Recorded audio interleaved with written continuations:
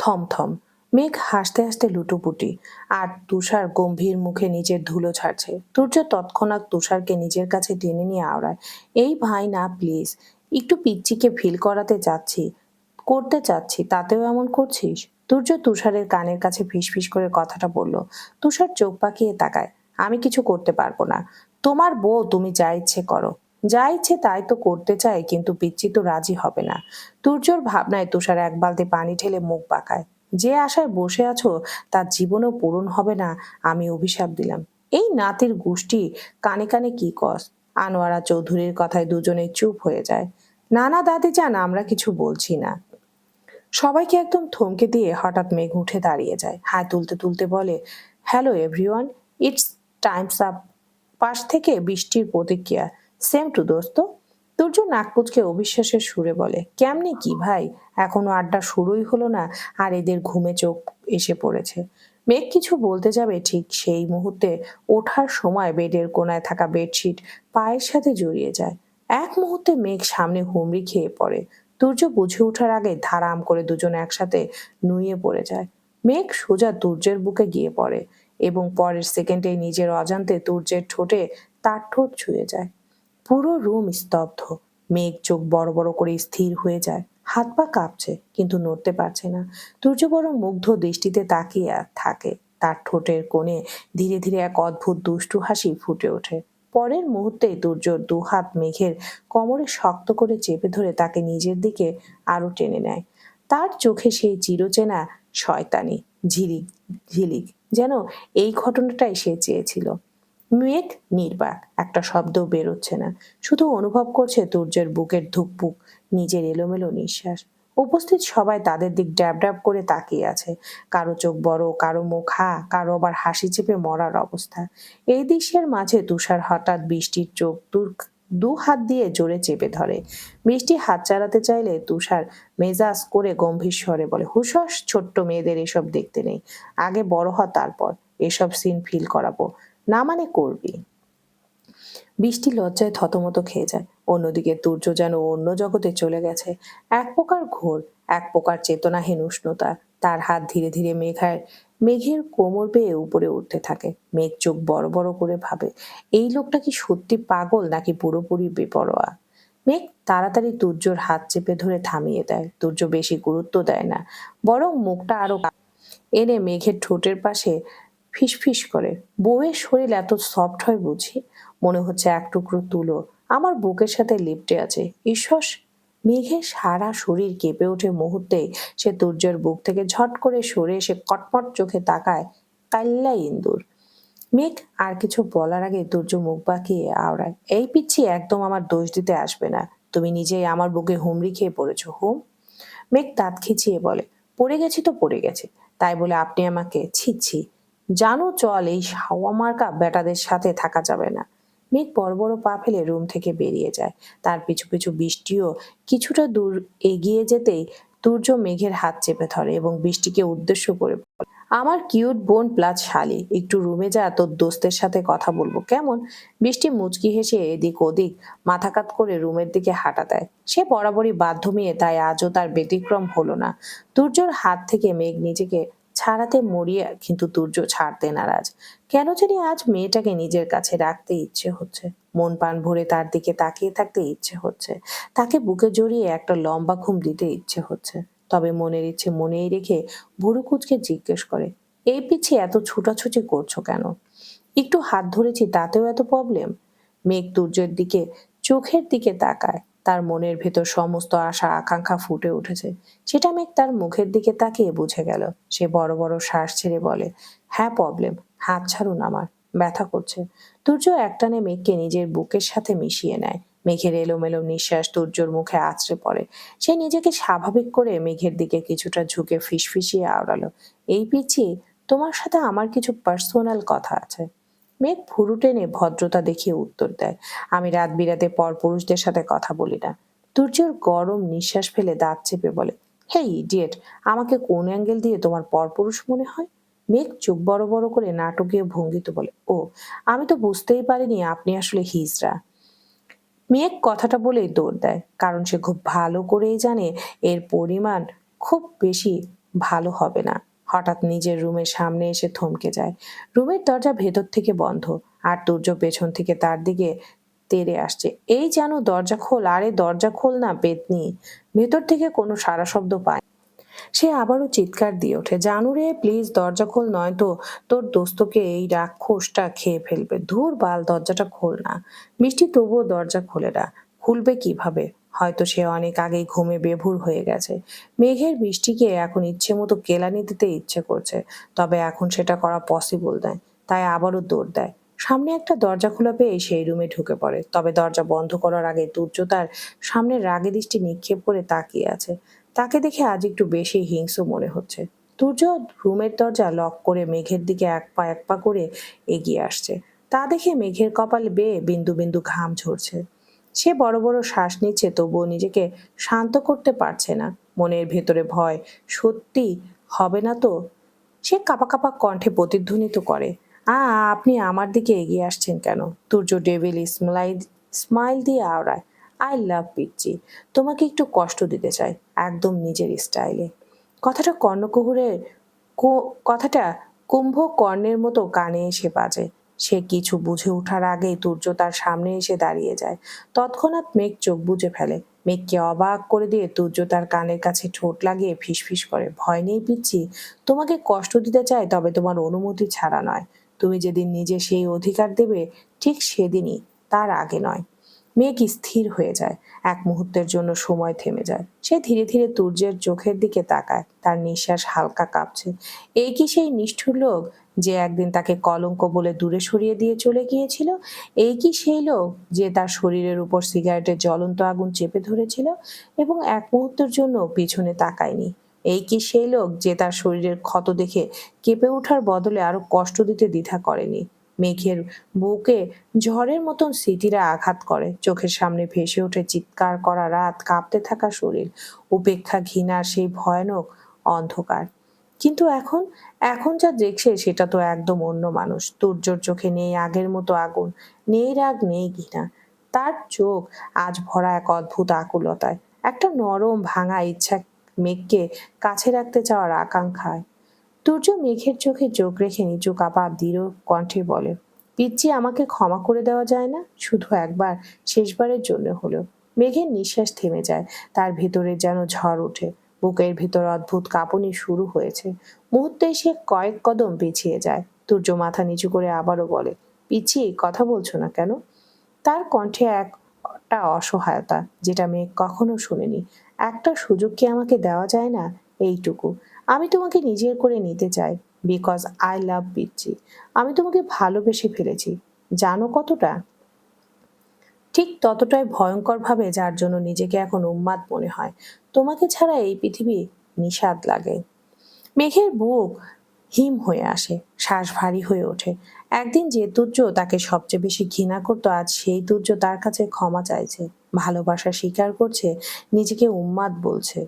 পিচ্চি, পিচ্চি সরি, ক্ষমা করে দাও না আমায়, একটু আপন করে নাও আমাকে, একদম নিজের করে। কথা দিচ্ছি অভিযোগ করার মতো সুযোগ পাবে না কোনোদিন। তুর্যর কণ্ঠটা কেমন যেন ভেঙে ভেঙে আসে, যেন প্রতিটা শব্দের ওজন তার বুক ভেদ করে বের হচ্ছে। মেঘ স্থির দাঁড়িয়ে থাকে। আশ্চর্যের বিষয়, কোনো রাগ নেই তার মুখে, বরং অদ্ভুত এক শূন্যতা। তার চোখ দুটো বড় চাতক পাখির মতো, কিন্তু ভেতরে, ভেতরে যেন 10 বছরের জমে থাকা ঝড় এক মুহূর্তে উঠে এসে সবকিছু তছনছ করে দিচ্ছে। সে কিছু বলার আগে পুরনো স্মৃতিগুলো ফিরে আসে। সেই ছোট্ট বয়সে অপমানের দৃষ্টিগুলো, মাথার উপর ঝুলে থাকা কলঙ্ক, শব্দটা, একটা সরি, এতে সব ঠিক হয়ে যায়। মেঘ ধীরে ধীরে মাথা তুলে তাকায়, চোখে এক ফোঁটা অশ্রু, আর এই দৃষ্টি তুর্যকে ভেতর থেকে ভেঙে চুরমার করে দেওয়ার জন্য যথেষ্ট। পরক্ষণে মেঘ তার ছিল্লের হাসি হেসে বলে, সরি বললেই সব ঠিক হয়ে যায়? অব- বই আর বইয়ে কলঙ্ক বয়ে বেড়াতে হবে না বলে পালিয়ে গেলেন, আজ সেই কলঙ্কে নিজের গায়ে জড়াতে চাচ্ছেন? তুচ্ছ স্তব্ধ। এই কথার প্রতি উত্তর কি দিবে বুঝতে পারছে না। সত্যি এটার উত্তর তার নিজেরই জানা নেই। মেঘ আবারও মৃদু হেসে বলল, ভালোবাসলেন সে কলঙ্কীয় নারীকে? তাহলে শুনুন, আপনার মতো নিখুঁত নিষ্কলঙ্ক পুরুষের মানুষের পাশে আমার মতো কলঙ্কিনীকে মানায় না। আমার মতো কলঙ্কিনীকে আপন করতে চাওয়া মানে আপনার জীবনের আরেকটা নতুন পাপ হবে। আপনি নিষ্কলঙ্ক, আমি নই। আমি চিরকাল সকলের কাছে কলঙ্কই রয়ে যা কখনো মুছে যাবে না। মেঘের ভারী কণ্ঠ কিন্তু ভিতরের প্রচন্ড দৃঢ়তা। সূর্য কিছু বলতে পারে না, তার মুখ হা হয়ে থাকে, বুকে শব্দ জমে বাঁধ হয়ে দাঁড়িয়ে যায়। এই প্রথমবার সে বুঝতে পারে কিছু সম্পর্ক ভাঙে না শব্দ শব্দে, ভাঙে নীরব ক্ষতচিহ্নে। মেঘ ধীরে পিছনে ঘুরে হাঁটতে থাকে, কিন্তু প্রতিটা পদক্ষেপ যেন সূর্যের বুকের উপর পাথর হয়ে পড়ে। সে আবারও মেঘের হাত নিজের হাতের ভাঁজে বন্দি করে ফেলে। মেঘ তীব্র বিরক্তিমাখা দৃষ্টিতে তাকায়। হাত ছাড়ুন। সূর্য নড়েও না, বরং আরো শক্ত করে ধরে ফেলে। কণ্ঠটা অদ্ভুত স্থির, তবুও গভীর কাঁপা কাঁপা। আমি নিজেই এই কলঙ্ককে আপন করতে চাই পিচ্চি। তোমার কলঙ্ককে নিজের গায়ে মেখে আমিও কলঙ্কিত হতে চাই তোমার মতো। মেঘ টেনে হাত ছাড়ানোর চেষ্টা করে, সম্ভব নয়। অনেক কষ্টে এই কলঙ্ক নিজের কাঁধে নিয়ে টেনে টেনে এখান পর্যন্ত উঠে এসেছি। আর নতুন করে কোনো কলঙ্ক চাই না। এবার আমি শুধু একটু শান্তি চাই, শান্তি। তুর্য অদ্ভুতভাবে হাসে। তুমি কলঙ্ককে ভয় পাও পিচ্ছি? এবার মেঘ চুপ করে যায়। তার চোখের কোণায় জমে থাকা অশ্রু দুহাত দিয়ে মুছে নেয়, কিন্তু কণ্ঠের কাঁপন চেপে রাখতে পারে না। নারী মানুষ কলঙ্ককে ভয় পায়, সে মারাত্মক ভয় পায়। কেন জানেন? কারণ কলঙ্কের কালি একবার গায়ে লাগলে তার কোনো দিনও মোছে না।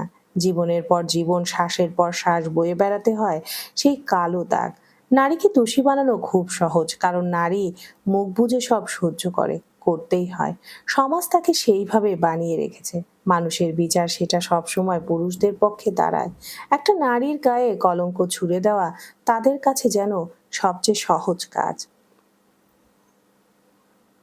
নিজেকে না দেখলে, নিজের উপর না ঝরে পড়লে আমি কখনোই বুঝতাম না এত সহজে একজন নারীর জীবন কলঙ্ক দিয়ে ধ্বংস করে দিতে পারে সমাজ।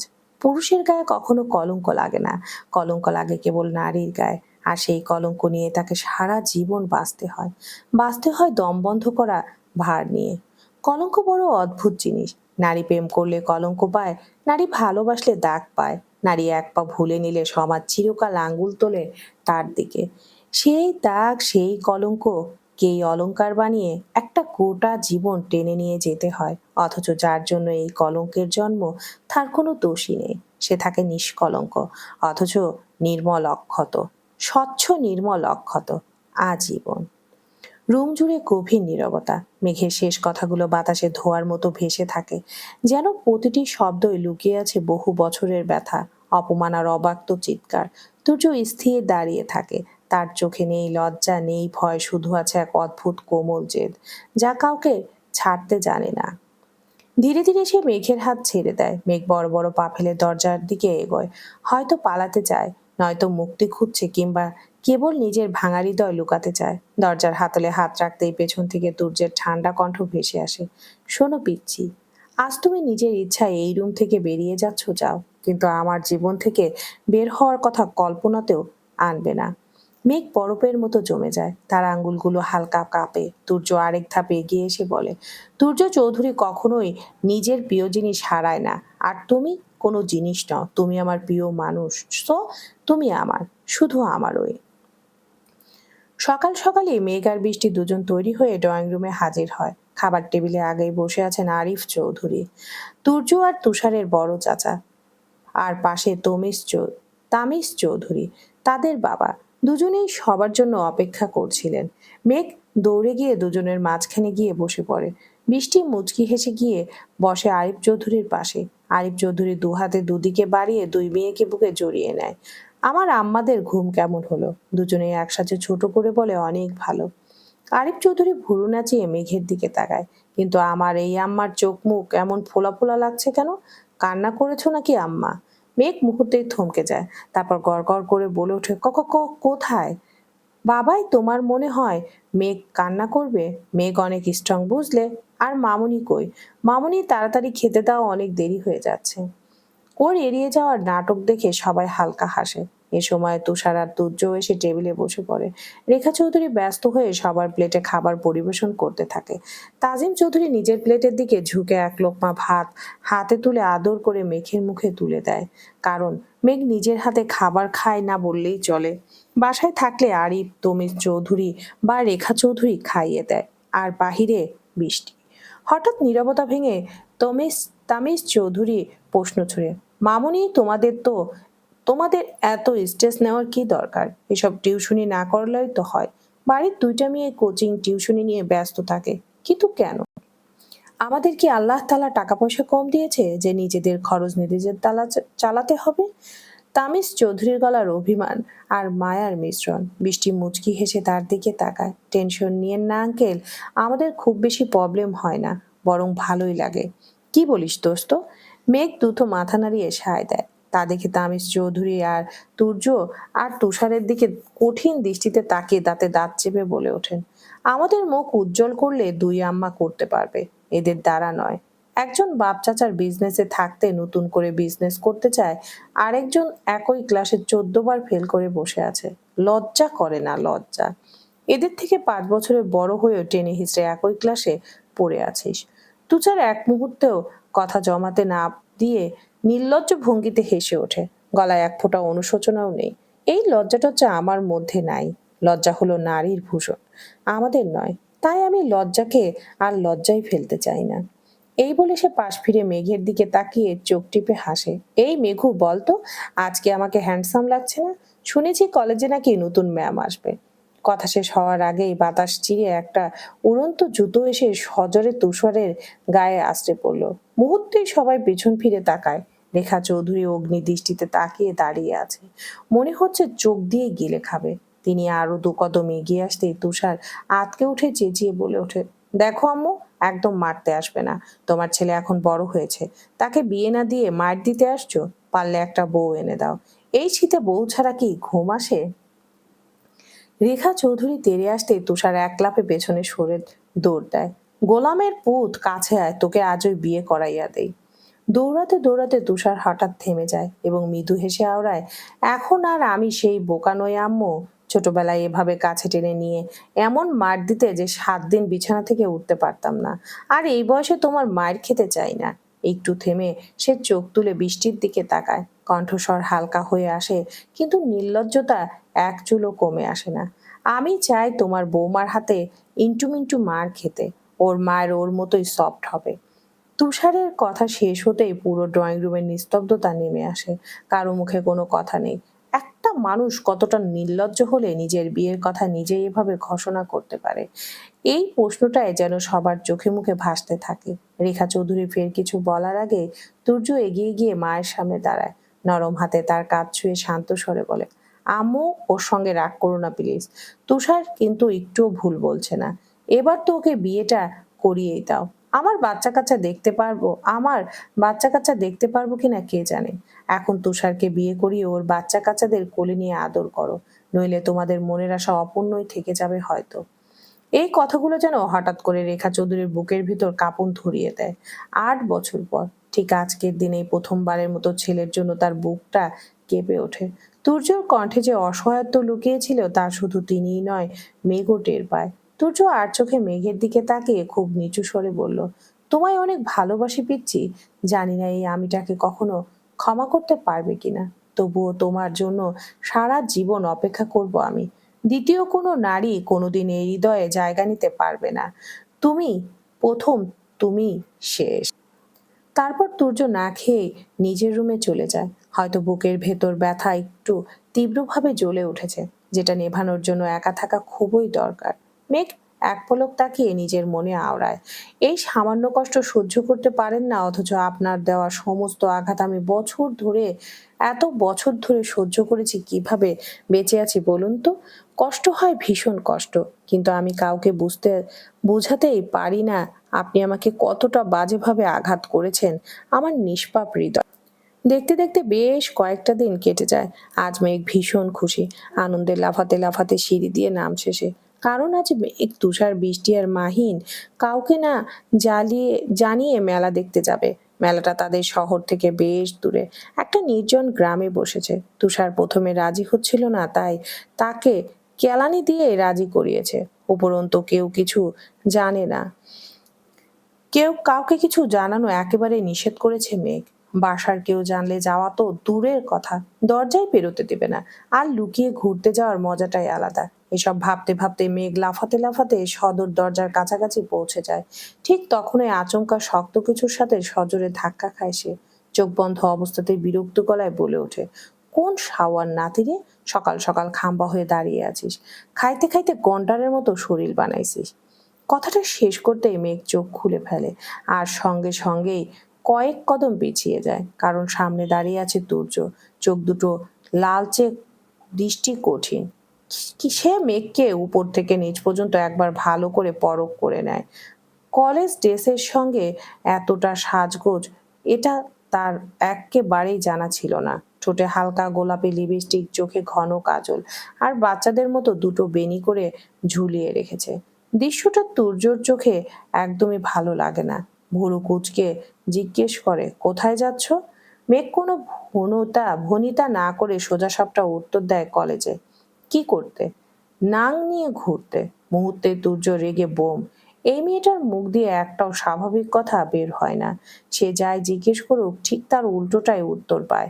সে আবারও কণ্ঠ শক্ত করে বলল, তোমার মুখ দিয়ে কি ভালো কথা বের হয় না পিচ্ছি? সব সময় তেরা তেরা কথা বলো, নাকি আমাকে পছন্দ করো না বলে এমন মিসবিহেভ করছো? মেঘ তাচ্ছিল্যের হেসে ওঠে। পছন্দ করার কোনো কারণ কি আছে? এই কথাটুকু বলতেই যেন সব নিয়ন্ত্রণ হারায় তুর্য। বিদ্যুৎ গতিতে সে মেঘের বাহু দুটো শক্ত করে চেপে ধরে। চোখ দুটো আপনা আপনি লাল হয়ে ওঠে।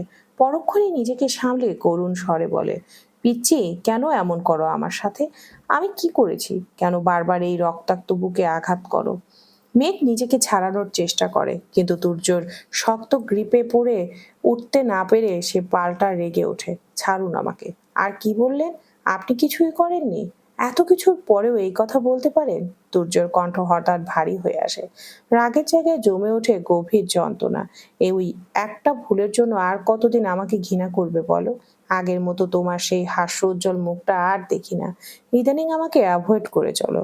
আমাকে দেখলে চুপ হয়ে যাও, একটা কথাও বলো না। এমনকি আগের মতো পায়ে পা লাগিয়ে ঝগড়াটাও করো না। কিন্তু কেন? কেন পিচ্ছি? মেঘ চোখ তুলে তাকায়, ঠোঁট কাঁপে, হাত ব্যথা করছে। ছাড়ুন প্লিজ। তুর্য তীব্র দৃষ্টিতে তাকিয়ে থাকে। আমার হৃদয় যে ব্যথায় ক্ষতবিক্ষত হয়ে যাচ্ছে, সেটা দেখতে পাচ্ছ না? নাকি দেখেও না দেখার অভিনয় করছো? মেঘ আর কিছু বলে না, শুধু চোখ নামিয়ে নেয়। চুপ করে আছো কেন? প্লিজ বলো পিচ্ছি। মেঘ তুর্যর হাত থেকে নিজেকে ছাড়িয়ে নেয়, গলার স্বর স্বাভাবিক রাখার চেষ্টা করে বলে, আমার কলেজ যেতে দেরি হয়ে যাচ্ছে, আর আমাকে প্লিজ পিচ্ছি বলে ডাকবেন না। এই ডাকগুলো আমার অসহ্য লাগে। তুর্যের বুকটা কেঁপে ওঠে। ভালোবেসে যে নামটা সে ডাকতো, সেটাই যে মেঘের কাছে এতটা বিরক্তিকর। সে জোর করে হাসলো, হালকা হাসি টেনে নেয়। ওকে, তাহলে কুইন ডাকি, নাকি পরি? না মেঘ পরি বলবো। নামটা কিন্তু খুব কিউট, তাই না পিচ্ছি? হঠাৎ মেঘ চিৎকার করে ওঠে, থামুন প্লিজ। আপনার দেওয়া সব নামই আমার জন্য অসহ্য লাগে। নিতে পারি না, খুব কষ্ট হয়। কথাটা বলে মেঘ মাথা চেপে ধরে, যেন মাথার ভিতর কিছু ভেঙে পড়েছে। তৎক্ষণাৎ সে গটগট করে সদর দরজা দিয়ে বেরিয়ে যায়। তুর্য অসহায়ের মতো দাঁড়িয়ে থাকে। বেশ কয়েকদিন ধরে মেঘ তাকে এড়িয়ে চলেছে। তার ছায়া দেখলেও দূরে সরে যায়। কই, আগে তো এমন ছিল না। তার দেওয়া ভালোবাসার নামটাও তো এত অসহ্য লাগতো না। তাহলে হঠাৎ করে সবকিছু এমন বদলে গেল কেন? তুর্যের বুকের ভেতর প্রশ্নটা কাটার মতো বিঁধে থাকে, কিন্তু উত্তর কোথাও নেই। এত কষ্ট দিও না মেঘ পড়ি, সহ্য করতে পারি না। তোমার মতো এত ধৈর্য আমার নেই। দেখো, তোমাকে রেখে চলে যাওয়ার ফল আমি এখন ভোগ করছি। প্রতিটা মুহূর্তে, প্রতিটা নিঃশ্বাসে পাগলের মতো তোমার পিছু পিছু ঘুরি। তবু তুমি একবার চোখ তুলে তাকাও না, যেন আমি আদৌ অস্তিত্বহীন। তোমার মতো শক্ত মন আমার সত্যি নেই মেঘ পড়ি। ভাঙতে ভাঙতে আমি ক্লান্ত হয়ে গেছি। আর যন্ত্রণা দিও না। তপ্ত রোদের ঠিক মাঝখানে দাঁড়িয়ে আছে মেঘ আর বৃষ্টি। মাথার উপর আগুন ছড়ানো সূর্য, পিচ ঢালা রাস্তাটা যেমন গরমে গলে যাচ্ছে। ঘামে জমে উঠেছে কপাল, অথচ অপেক্ষার কোনো শেষ নেই। তুষার আর মাহি বাইক আনতে গেছে সেই কখন, কিন্তু এখনো পর্যন্ত কেউ কাঙ্ক্ষিত জায়গায় পৌঁছাতে পারেনি। মেঘ এখন ভীষণ বিরক্ত। এক জায়গায় দাঁড়িয়ে থাকা তার ধাতে নেই। সে কখনো ডান দিকে কখনো বাঁ দিকে হাঁটছে, বারবার ঘড়ির দিকে তাকাচ্ছে। সকাল পেরিয়ে প্রায় দুপুর ছুঁই ছুঁই, অথচ এখনো মেলায় যাওয়া হলো না। এমন হলে তারা ঘুরবেই বা কখন? এই ভেবে মেঘের মেজাজ আরো চড়া হয়ে উঠেছে। ঠিক তখনই দূর থেকে বাইকের শব্দ ভেসে আসে। কিছুক্ষণের মধ্যে তুষার আর মাহিম বাইক নিয়ে তাদের সামনে হাজির হয়। আর তাতেই যেন মেঘের জমে থাকা রাগ এক ঝটকায় বিস্ফোরিত হয়ে পড়ে। এক মুহূর্ত দেরি না করে মেঘ রাগে গজগজ করতে করতে দুজনের পিঠে পরপর কয়েকটা ঘুষি বসিয়ে দেয়। তুষার পিঠ বাঁকিয়ে মুখ কুঁচকে বলে ওঠে, এই সেমরি, তুই এত মার দিস কেন? তোর মার একটুও ভালো না। মেঘ কোমরে হাত গুজে দাঁড়িয়ে কর্কশ কণ্ঠে পাল্টা প্রতিধ্বনিত করে, মায়ের আবার ভালো খারাপ আছে নাকি? তুষার ভুরু কুঁচকে ঠোঁট বাঁকিয়ে ব্যঙ্গ করে বলে, আছে বই কি। বউ মার দিলে সেটা ভালোবাসা, আর তোদের মতো পেতনিরা মার দিলে সেটা পুরুষ নির্যাতন। দাঁড়া, তোকে দেখাচ্ছি মজা। রাগে ফুঁসতে ফুঁসতে মেঘ সামনে এগোতে মাহিম তড়িঘড়ি করে বলে ওঠে, মেঘ প্লিজ, আর ঝগড়া করিস না, না হলে মেলায় যেতে অনেক দেরি হয়ে যাবে। কথাটা শেষ করার সুযোগই পায় না মাহিম। বিদ্যুৎ গতিতে মেঘ তার চুল টেনে ধরে গর্জে ওঠে, শয়তানের হাড্ডি, আমি ঝগড়া করি? সে কখন গিয়েছিস আর এখন আসার সময় হলো? আর এটা আমি বললেই ঝগড়া হয়, তাই না? হঠাৎ চুলের টানে মাহিম ব্যথায় কুঁকড়ে যায়। কাতর স্বরে তাড়াতাড়ি বলে, সরি বোন, সত্যি আমার ভুল হয়েছে। ঝগড়া আমিই করছি, এবার চল প্লিজ। মাহিমের অসহায় স্বীকারোক্তিতে মেঘের রাগটা একটু হলেও কমে আসে, কিন্তু তার চোখে মুখে এখনো বিরক্তির ছাপ স্পষ্ট। হঠাৎ মেঘের মাথায় এক দুষ্টি বুদ্ধি খেলে যায়। সে মাহিমের দিকে তাকিয়ে চোখ টিপে দুষ্টুমি করে বলে, মাহিম, তুই বরং আমার জানুকে তোর বাইকে নিয়ে চল, আর আমি তুষারের বাইকে চলি। তুষার তো অনেক স্পিডে চালায়, আর আমার জানু এসব ভয় পায়। আর আমার তো বাইক রাইড ভীষণ পছন্দ, তাই সেটাই বেস্ট অপশন। মেঘের কথা শুনে মাহিম নিঃশব্দে হেসে ওঠে, কিন্তু অন্তর্দিকে তুষারের মুখ মুহূর্তে ম্লান হয়ে যায়। মনে মনে কত আশা নিয়ে সে দাঁড়িয়েছিল, আর এই মেঘ যেন সব আশায় ওপর বালতি বালতি পানি ঢেলে দিল। কাঁদো কাঁদো মুখ করে সে মিনতি করে বলে, মেঘু, এখানে আয় বইন। মেঘ ছোট ছোট পা ফেলে তুষারের সামনে গিয়ে দাঁড়ায়। কিছুটা দূরে বৃষ্টি নীরবে দাঁড়িয়ে আছে। সে চারপাশের প্রকৃতির দিকে তাকিয়ে থাকে। খোলা আকাশ তার খুব পছন্দ, বিশেষ করে স্নিগ্ধ বিকেলে। যদিও এখন দুপুর, রোদটা একটু তীর্যক, তবুও তার ভালো লাগছে। মেঘ কাছে আসতে তুষার মেঘের হাত চেপে ধরে অনুনয়ের সুরে বলে, বোন প্লিজ প্লিজ, তুই বৃষ্টিকে না বল না আমার বাইকে উঠতে। গড প্রমিস, আমি একদম ধীরে চালাবো। মেঘ ভুরু কুচকে ঠোঁট বাঁকিয়ে বলে, উহু, জানো মাহিমের সাথেই যাবে, ডিসিশন ফাইনাল। তুষার আরো এক ধাপ এগিয়ে যায়, আবেগ ঝরিয়ে বলে, মেঘু, তুই আমার কিউটি ভাবি যান হয়ে এটা করতে পারবি? তোর একটুও মায়া হচ্ছে না আমার জন্য? মেঘ চোখ রাঙিয়ে উত্তর দেয়, তোর মায়ের গুল্লি মারি শালার ভণ্ড, 100টা প্রেম করেও আমার জানুর দিকে নজর দিস। তোর জানুই তো আমার বউ হবে, তাই আগে থেকে শিখতে হবে না কিভাবে কিভাবে প্রেম করলে বউ খুশি হবে? তাই তো আগে ভাগেই প্র্যাকটিস করছি। দোস্ত, রাজি হয়ে যা প্লিজ প্লিজ প্লিজ। তুই পড়লেই বৃষ্টি আমার বাইকে বসবে। মেঘ অন্যদিকে মুখ ঘুরিয়ে এক হাত বাড়িয়ে দেয়, 5,000 টাকা দে। কি? এত টাকা আমি কোথায় পাবো? জানু, দিচ্ছি দিচ্ছি। শালার কপালটাই খারাপ, নিজের ফিউচার বউকে বাইকে তুলতে গেলেও শালির হাতে ঘুষ দিতে হয়।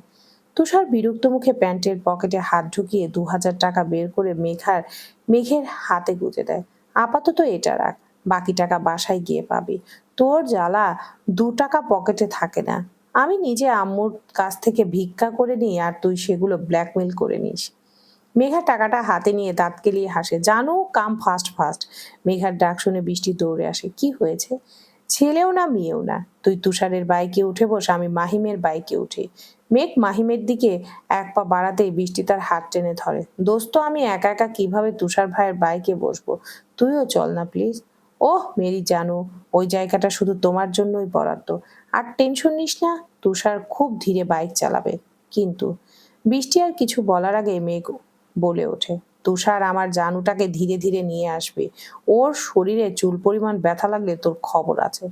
এই কথাটা বলে মেঘ মাহিমের বাইকে উঠে বসে। সঙ্গে সঙ্গে বাইক স্টার্ট দেয় মাহিম, আর মুহূর্তেই তারা রাস্তায় মিলিয়ে যায়। বৃষ্টি নীরবে দাঁড়িয়ে থাকে।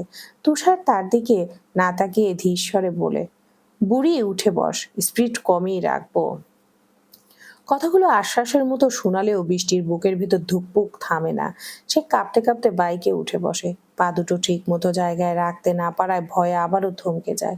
ঠিক তখনই তুষারের কণ্ঠ আবার শোনা যায়, আরো নিচু, আরো সাবধানে, আমাকে জড়িয়ে ধরে বস, না হলে পড়ে যাবে। এই কথাটুকু শুনে বৃষ্টি এক মুহূর্তের জন্য স্থির হয়ে যায়। লজ্জা, ভয় আর অচেনা দ্বিধা একসাথে গলা বেঁধে ধরে। তবুও পড়ে যাওয়ার ভয়টা সবকিছুকে ছাপিয়ে যায়। কাঁপা কাঁপা হাতে সে তুষারের শার্টের কাপড়টা খামচে ধরে। মনে হয় এইটুকু ধরে থাকলেই বুঝি সে নিরাপদ। বাইক স্টার্ট দিতে হালকা ঝাঁকুনিতে বৃষ্টি নিজেকে সামলাতে না পেরে দু হাতে দিয়ে তুষারকে শক্ত করে জড়িয়ে ধরে। ওই স্পর্শটা অনিচ্ছাকৃত হলেও ভীষণ বাস্তব। ঠিক তখনই তুষারের বুকের ভেতর কেমন করে ওঠে। সে মুহূর্তের জন্য নিঃশ্বাস নিতে ভুলে যায়। বুকের উপর অনুভূত হওয়া সেই হাতের চাপ তার হৃদয়ের এক দোলা লাগিয়ে দেয়। এই স্পর্শে কোনো দাবি নেই, নেই কোনো উচ্চারণ। তবু তুষার বুঝে যায় এই মুহূর্তটা সাধারণ নয়। সে হাতলটা আরো শক্ত করে ধরে স্পিড আরো কমিয়ে দেয়। শুধু বাইক নয়, যেন নিজের অনুভূতিকেও নিয়ন্ত্রণে রাখার চেষ্টা করে। তার ভেতরে এক অজানা অনুভূতি জন্ম নেয়। এমন অনুভূতি যা ভালোবাসা বলার মতো সাহস তার নেই, আবার অস্বীকার করার মতো দুর্বলতাও নেই। বুকের ভেতর একটা নীরব টান, যেটা চিৎকার করে কিছু বলতে চায়, অথচ শব্দ খুঁজে পায় না। বৃষ্টি পেছনে বসে আছে নীরবে, ভীতু হয়ে। চাকার ঘূর্ণনের সাথে সাথে রাস্তা পিছিয়ে যায়, কিন্তু তাদের মাঝখানের এই নীরব দূরত্ব এই অদ্ভুত ভাবে আরো কাছে এনে দেয় দুজনকে। চলবে।